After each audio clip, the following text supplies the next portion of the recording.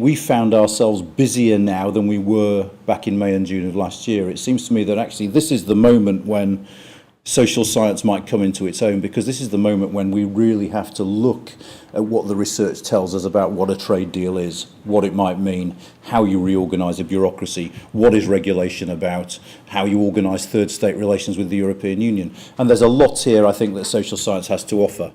Monday the 3rd of April. The UK in a Changing Europe presents a day of keynotes and panels discussing what comes next now that Article 50 has been triggered. The proceedings began with an examination of what voters want from Brexit, focusing on evidence gathered from various polls and statistics. There is a limit to how far we can go. We're not just simply going to say, EU, bad, no, don't want it. The first panel dealt with the economics of Brexit.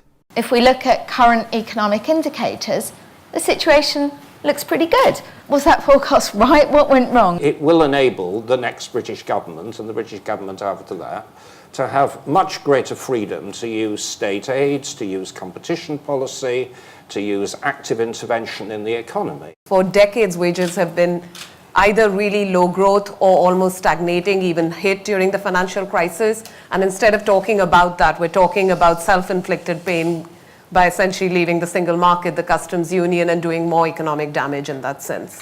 If we were to either wait too long and end up with inflation going high, or act too early and end up destabilising, creating a new financial crisis, that could totally dwarf any of these other kinds of impacts in terms of the consequences for the economy. The second panel looked into the politics of making Brexit happen. I think many of the forces that underlie the change of Brexit are not going to go away. They're going to become more pronounced. They're actually pretty exhilarating and progressive and liberating. An FTA by 2019 is actually quite a big task. Do you think that transition is something that could be politically acceptable? We're going down a certain path whereby people who are EU nationals feel a great deal of uncertainty. That could have been an easy win.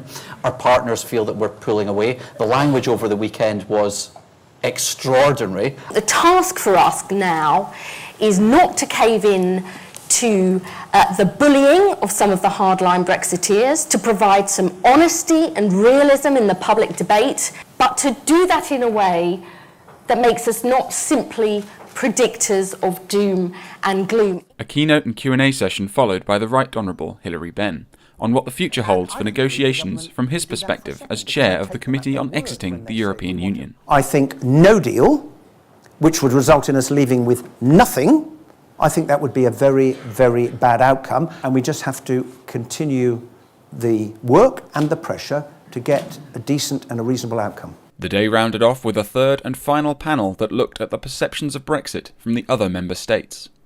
How do we avoid what you don't call punishment, but what will be called punishment here, blowing the whole process up? On the other side of that table are 27 member states that have an absolute priority to preserve the EU as a functioning entity in terms of cooperation and integration in the continent of Europe. Britain will not be there anymore, and we regret it. It would have been great fun to be 28.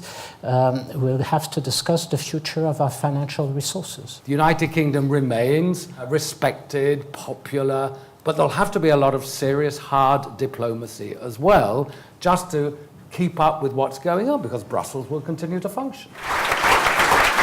There's a lot more that we will be doing in the years to come. We hope now to be around till at least the end of the Article 50 process, and I'm delighted to say that over the next month or so we'll be announcing the fact that our team is expanding. We're bringing on a whole new host of researchers working in areas where we've previously not had expertise, like agriculture, a lot more trade expertise, and so on and so forth.